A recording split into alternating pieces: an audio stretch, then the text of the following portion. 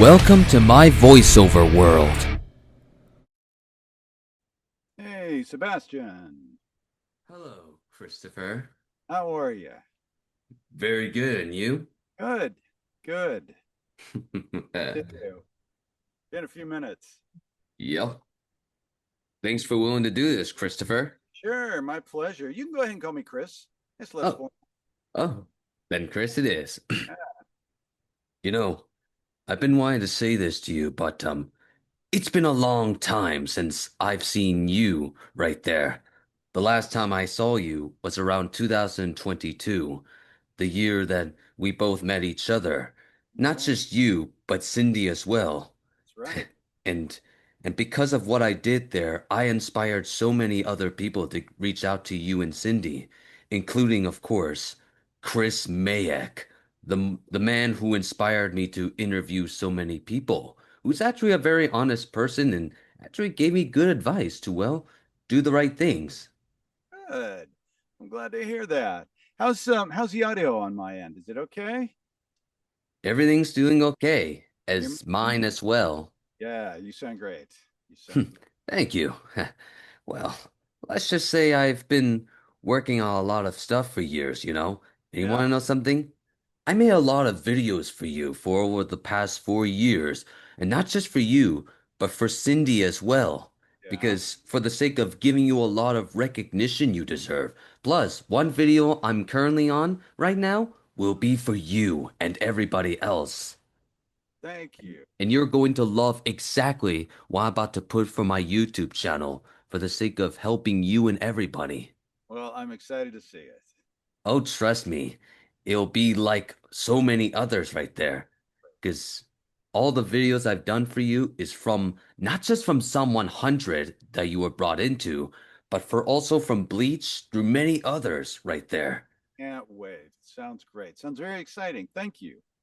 Of course, that's what I do. It is. Now, to get started right there, I like to ask you a lot of questions that are updated right there. Let's do it. But hmm, a question I should have asked you a long time ago, but tell me this. Yes. Is your is your what was your first ever audition, like your first ever character that you were brought to play as long before many others yet to come? Oh wow. Well, the very first anime, there were two anime that I wake Like your on. first ever character, I mean. I My first apologize. character. Wow. It's because You if mean I'm not mis that actually had a name? It wasn't third guy from the left who screams when he blows up. no, but I No. believe that when I looked up your information on right there from Wikipedia or IMDb, I believe that if I'm not mistaken, I believe that that show called Briar's Rabbit's Christmas Carol one, where you play Briar Rabbit and Briar Fox, must have been your first ever audition. Am I correct? That's pretty close. That's pretty close. That was a long, long time ago. Wow, that was 35 years ago, I think, at least. I think even before that, there was a video game franchise called Time Crisis. Time Crisis. And it was I don't want to say it was before things like PlayStation, because it was the late '90s and PlayStation was around. But this was for the arcade games that you would find in arcades and movie theaters and at miniature golf courses and things like that. And they were doing a game called Time Crisis Alpha, and I auditioned and got the role and recorded the role of a character called Wild Dog. And Time Crisis Alpha never saw the light of day. From what I understand on the internet. I have tried to look it up, and it kind of cross references other things, but it doesn't show that. So that's one of the first things that I remember auditioning for and getting. I see. It's Time Crisis, a Wild Dog in Time Crisis Alpha. I see. So that was your first ever audition. Now I understand, so that just in case if I ever do a voice showcase for you, just like how I've done it for many others for the past few years, from Billy Comet through Lance Riddick, for Keith David, even Brad Venable and everybody else. And Oh, you, my friend, with all that chronological order and said, it will be all so that you, my friend, alongside Cindy, will get the recognition you deserve, like thank you. everyone else. That's very, very kind of you. I'll be in very good company. And Yeah, that's, like I said, I don't remember if that was my first audition, but it's pretty close. Probably yes, pretty close. Yeah. just, I just wanted to make sure I understand clearly of that first ever audition right there so that I can have that kind of knowledge for the sake of accomplishing what I am going to do for you eventually, Well, my thank friend. you. Yeah, let's go with that. Unless I think of something different, Of course. um, let's go with that. Let's go with Time Crisis Alpha. And Of now, course. and again, they don't list me as one of the voices. I think Dave Mallow is in Time Crisis 3, and then there's a big jump to like 2005 and stuff for future installments. Oh, But yeah, they don't list me. This is just what I remember. interesting. Yeah. But you know what? They should definitely do that right there. They should definitely add you right there because there is 100% guaranteed that this should definitely happen for the sake of having you a lot of recognition right there, along with everybody else. Because if they wanted to make things very clearly with themselves, they should learn to understand the concept of what actors are in there. And if they see it clearly, then they will do it Well, that's true. because they cannot forget, because forgetting will only dishonors the entire community. And that's the whole thing behind it. I'm following you there. Absolutely. Indeed.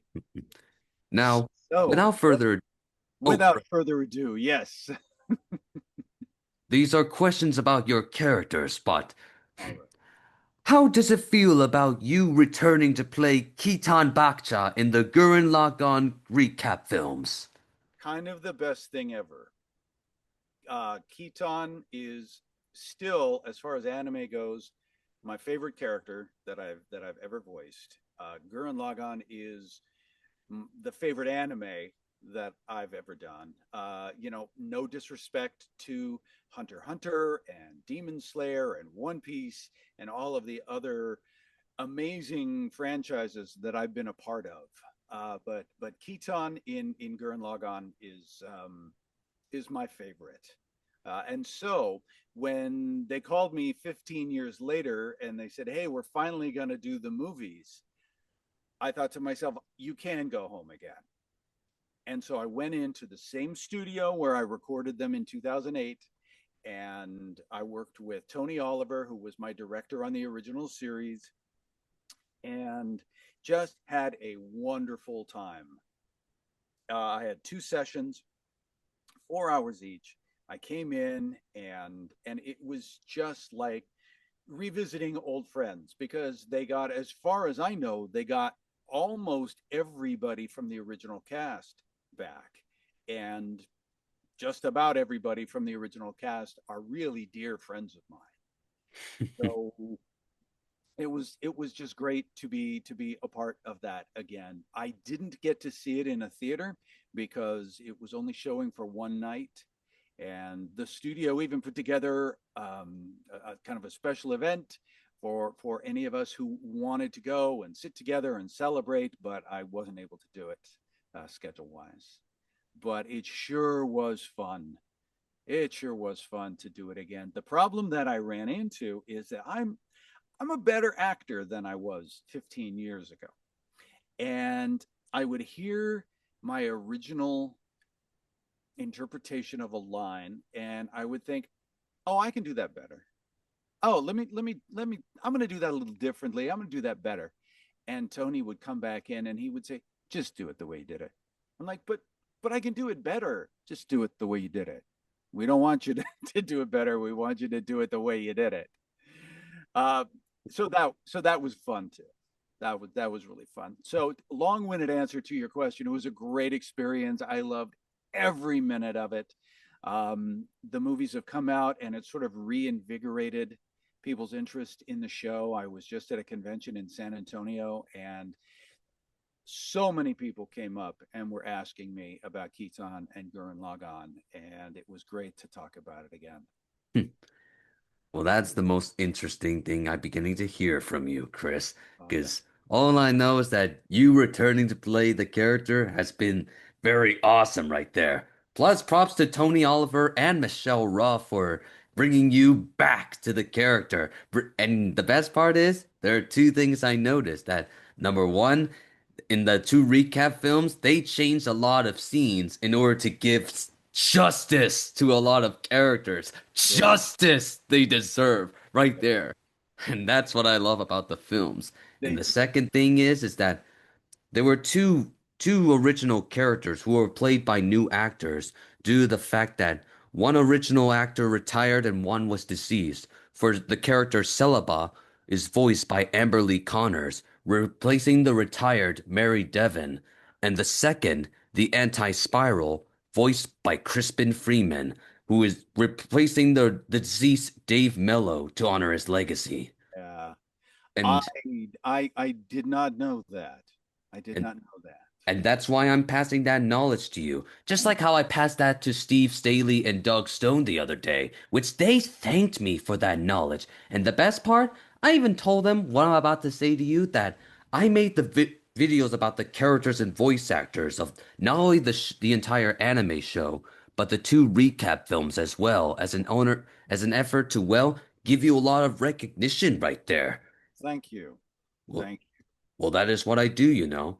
you. It is Just what you do. just doing what I do is to help you out along with everybody else. And in return, they do the same for me. That is true. Good. I'm glad to hear that. Indeed. Now, you playing the character Bright Noah in Mobile Suit Gundam must have been the most legendary character you played as, right? So what's the most favorite aspect about bringing that character in the entire Gundam franchise? Well, I really like the character himself, and I love that he is famous for the Bright Noah slap. That just cracks me up. Again, I was in San Antonio not too long ago, and a number of people came up to me and wanted to talk to me about Gundam, and they had fan art that they had done of Bright Noah, and it was, of course, the slap, and that just makes me laugh. I mean, outside of that, I think he's a really good, honest, venerable character. I think he's a good captain, and I like to play good captains. And I just find him he's just very honorable. He's a very honorable character. He is indeed, you know. Because you being part of playing that character since Mobile Suit Gundam Unicorn is such the most genius move made by Michael Nicholas that ever been brought upon you. That's what led to you being to recurring him in some projects of Gundam, such Oh, as the Origin one. And the last time you did him was in that Curtis's Island one right. around 2022, which was the last thing before, well, it just doesn't show up ever since. So, Yeah, yeah, I mean, if they do more and they want me to reprise the role, I would be more than happy because I really enjoy putting on Bright Noah's uniform.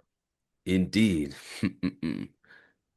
Now, in Rascal does not dream of a bunny girl senpai. What stood about you voicing the character Mr. Shisogawa or Sokata's father? What do you like most about voicing him? Do you relate to him by all means?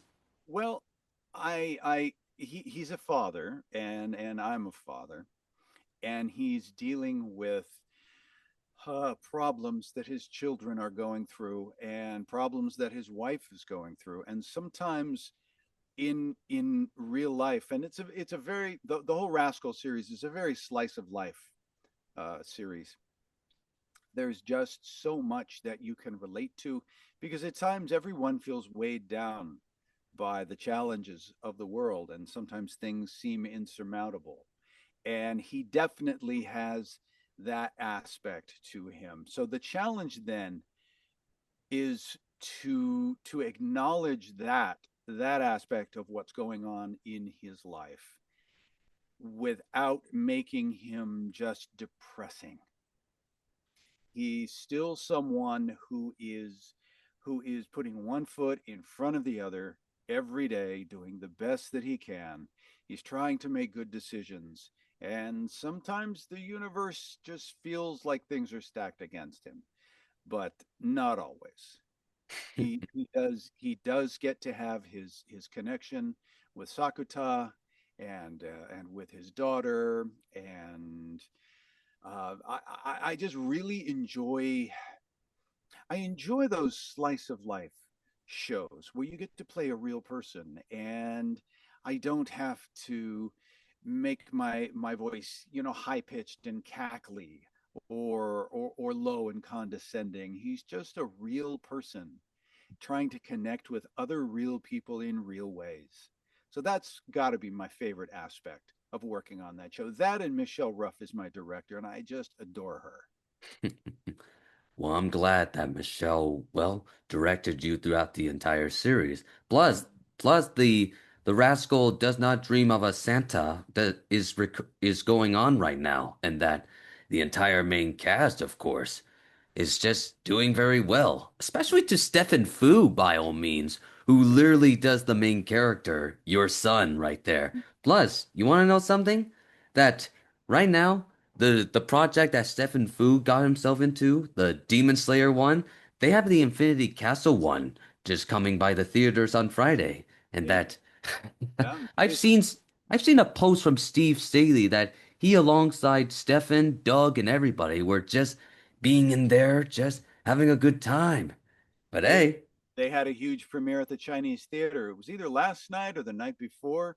So I've been seeing all the pictures of people on social media, and it's great. I couldn't be more thrilled for I, them. They're so wonderful. They're so talented. I love Bryce and Abby and KG Tang and Steve Staley. They're just terrific. What a talented bunch of people. yeah. But you know what? This question right here will live up to everybody's expectations. But being part of Demon Slayer as Hantengu must have been the most cool, right?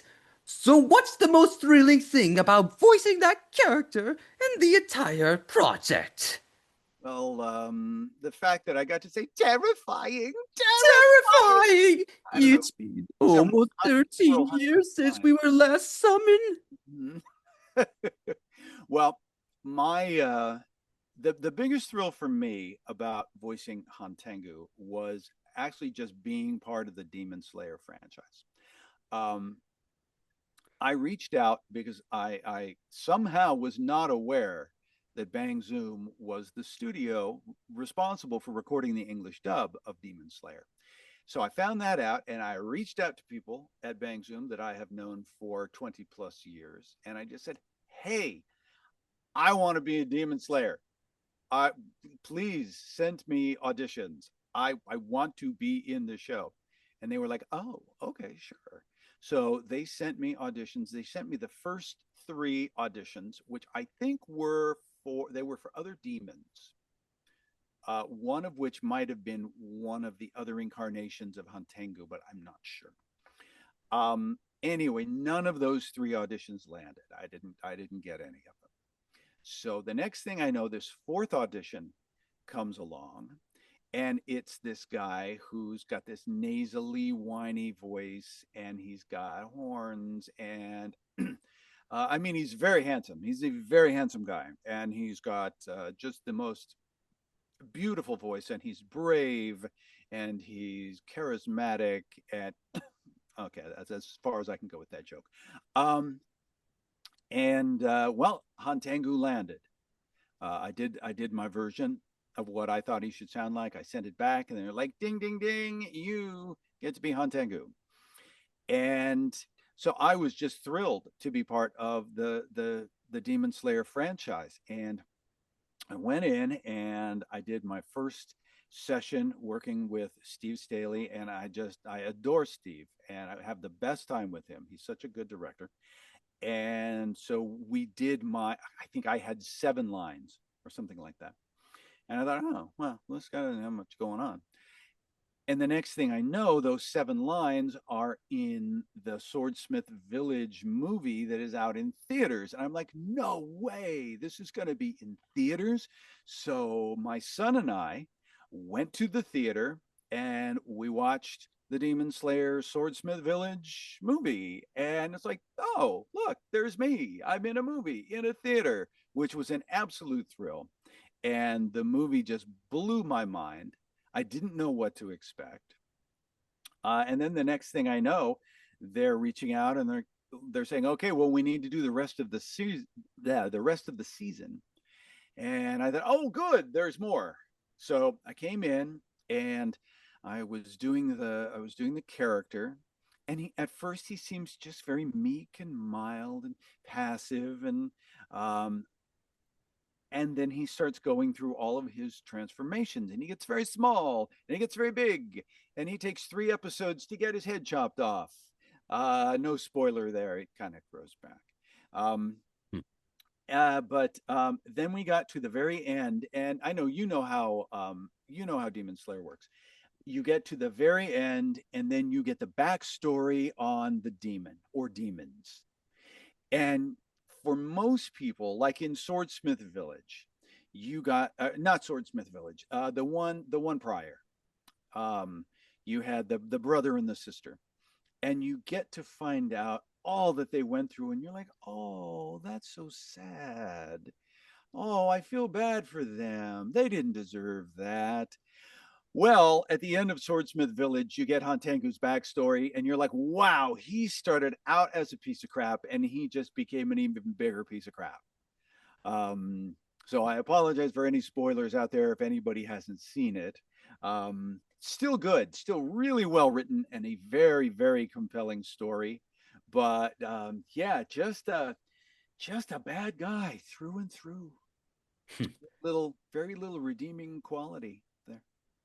That's very interesting to hear from you, my friend, because all I know is that Demon Slayer, on the other hand, I beginning watching that because of a lot of people that I got to meet with.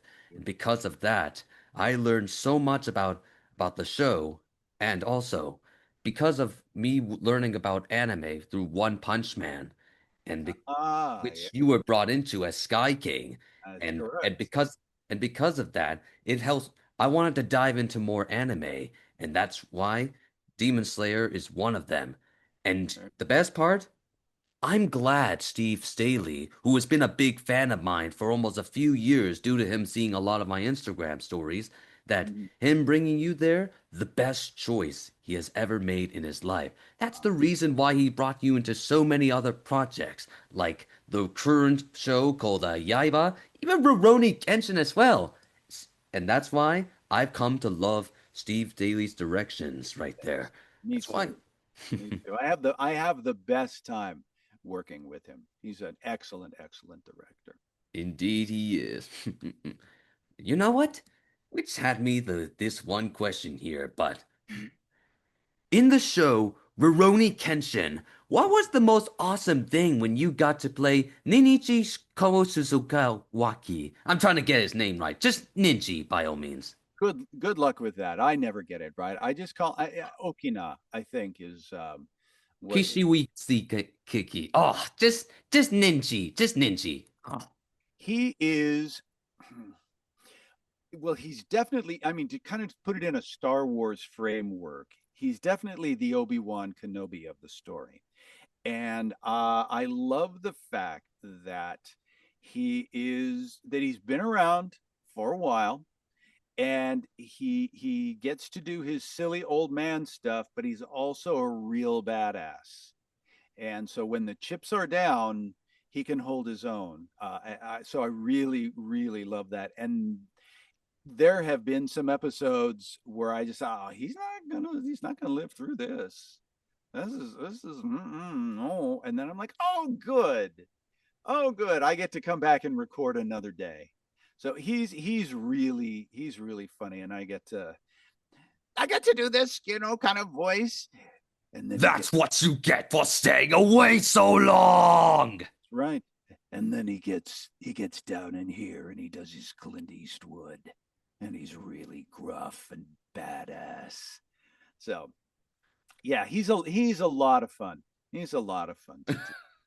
He's kind of a similar character. He's much more realistic, but he's kind of a similar character to Musashi, who I play on Yaiba. Um, Oh, yes, the old man. he's a lot more comedic, and I remember the very first recording session. We were trying to dial in on his voice, and the guy's like 3 feet tall, maybe 2 feet tall, and so and he's really out there and over the top. And they were like, okay, so he spouts this wisdom, and he's got this kind of delivery, and they said he's kind of Yoda like. And I'm like, oh, okay, that's easy. And they said, but we don't want Yoda, don't do Yoda. So I thought, okay, well, let me mix Yoda with the Joker and see where we go from there. And the client was on the line. I think it's Viz. I'm Viz not. Media. Yeah, I think it's Viz. And the client was on the line from Viz, the very first session, and he was laughing and laughing and just saying, "Oh, I love that. Oh, that's so funny." So I'm like, "Okay, I guess we dialed in the voice." And Yaiba he's just the gift that keeps on giving. Again, he's the old guy, so you kind of like, oh, they're gonna kill him. He's not gonna, but man, he just keeps chugging along, at least so far. Um, and so I'm thrilled to go back every time I get to work on that show. Well, that's the most interesting thing to hear from you, because I'll tell you this one truth there, but that character is actually originally played by Michael McConaughey, from what I looked in the info so far. Due to the What fact now? that Back in that the original show? yes, Mhm. long before you came along, and not just you, but also another one of Michael McConaughey's character in the original is now voiced by Chris J. Alex, who I got to meet with Oh, okay. and who actually supported me on a lot of things. But Nice, I give props to Steve Staley for bringing you both into the show, which nice. makes me glad that, boy, Steve is really very awesome at directing you and everybody else throughout the entire project. Because, Yeah. if I was in it, because as a voice actor, I'd be likely to come over there when that time comes, but only when that time comes. Right. You got timing is everything. Exactly, my friend. That's exactly the kind of words I want to hear from you. Now, you playing the character Tom Dupain in Miraculous Ladybug must have been the most coolest character you played as, right? So what's the most awesome thing when being part of that entire show as the character himself? Well, talk about the gift that keeps on giving. That show, we're now recording season 6, and we really didn't expect it to go on for that long. But it's showing no signs of stopping. Um, I I kind of have become the actor who plays the dads, because I play Tom Dupin. I play Roger Rencompris, who's the police officer, but he's also daddy cop when he gets akumatized, because he's got a daughter in the mix. And then I play a new character. Oh, there's a girl. She's a runner, and she's like she's You got. play her father, the I old play man. father. Yeah. Um, and so I've kind of become I'm the dad of the show, and I really like that. And I love Tom, because he's this huge guy, and I mean, he's such a bear, but he's a teddy bear. He's just such a sweetheart. And you just know that he's, 6'8" and could, crush things in his hands, but he doesn't. Because he's kind and he's gentle and he's sweet and he loves his wife and he loves his daughter. And and he doesn't have a mean bone in his body. He's he does his best to not get angry or to be snarky or anything like that, because all he wants is the best for everyone, and of course to make croissants. I don't know, which I can kind of relate to because I love me a croissant. Not gonna lie. Um, so again, I love being on the show. Ezra Weiss is the director on that. He and I are good friends. So every time that I get to go in and work on Miraculous, I get to spend some time with him, which is a treat. And so yeah, here's hoping that the show just keeps on going. Yes. Um, I'm glad you say and that to me. they find new characters to throw at me, because I will take them. I will take any and all they throw at me. Of course. You being part of the Miraculous Ladybug has been one of the most biggest things that ever happened throughout the entire life. Especially when you, as a father, it just being very good at just being honest about it and just showing a lot of good complexities, especially when interacting with the wife itself, who who was originally played by Philly Simpler, may she rest in peace, and then Ann Yatko, just carrying on her legacy, Mm-hmm. just Mm-hmm. showing a lot of aspect through fathers is just showing that they really do care about their children and are willing to do everything to make the best possible choices. Even when making mistakes, we often learn from that. That's Very what led much. to the, yeah, It's kind of funny. Anyatko, who is it's tremendous. She's just amazingly talented, and I love working opposite her. She and I did a series called Sakugan, which nobody has seen. It's a great show.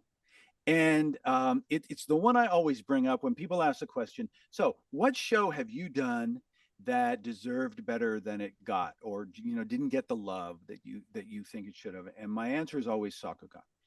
Um, I play uh, I play this 30 something kind of deadbeat dad, and Yatko plays my daughter, and we have this wonderful, just kind of contentious relationship where we're arguing with each other, but we obviously love each other and we take care of each other, and it's just great. It's a really fun dynamic.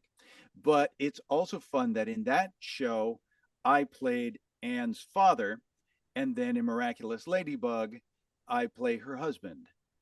So it just goes to show that you can do anything. I used to play opposite Christina V in a number of things, and I would play her love interest quite a lot.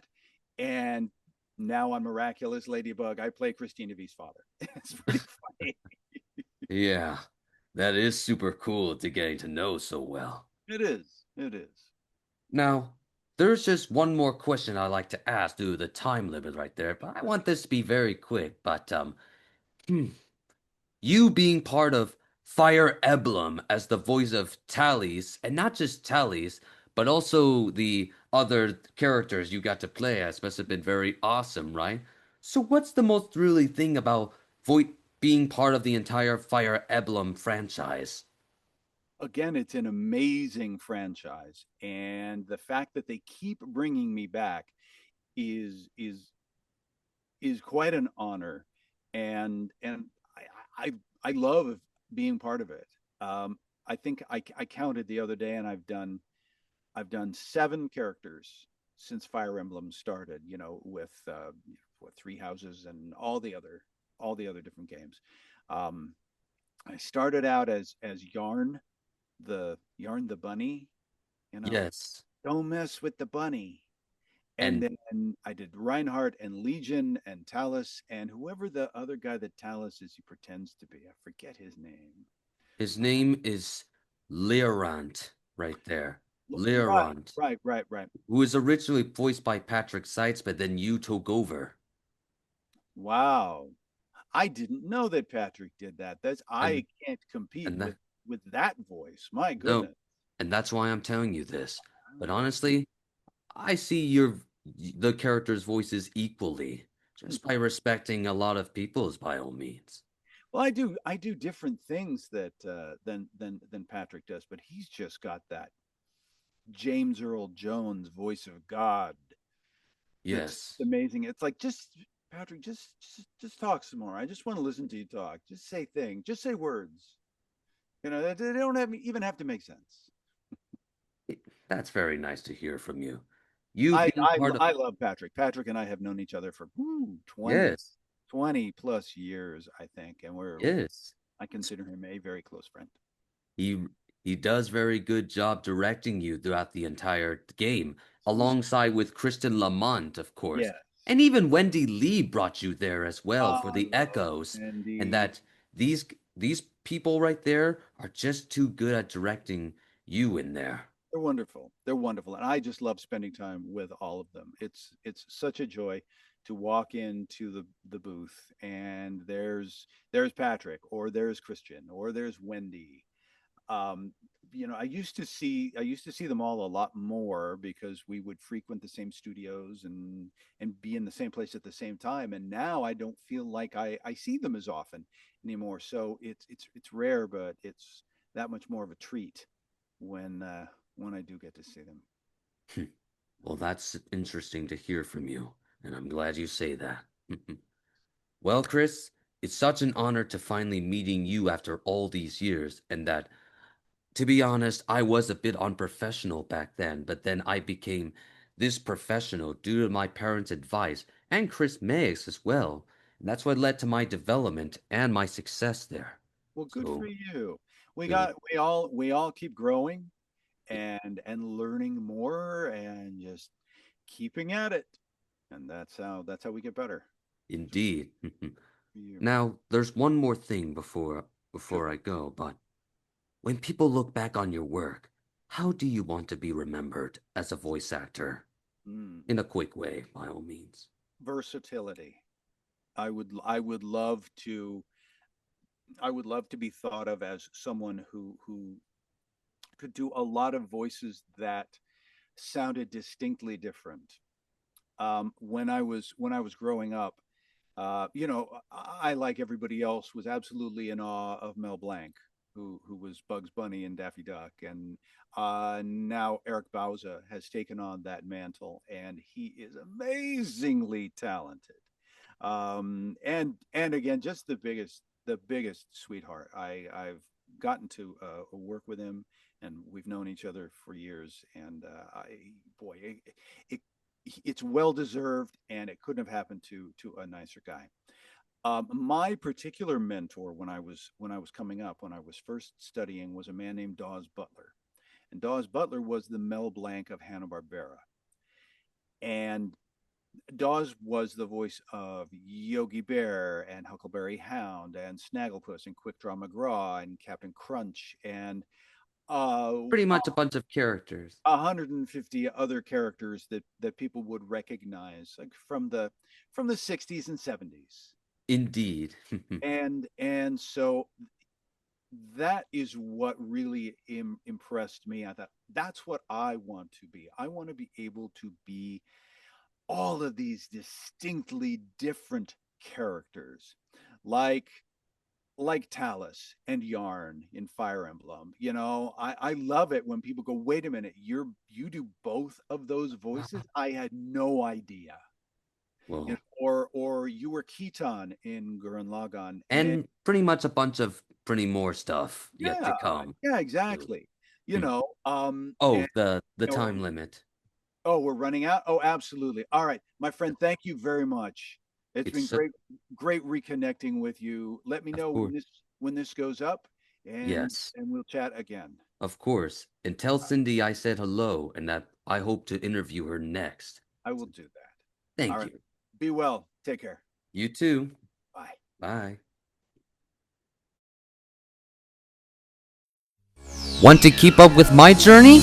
Follow me on social media for more updates, behind the scenes moments, and all the fun along the way.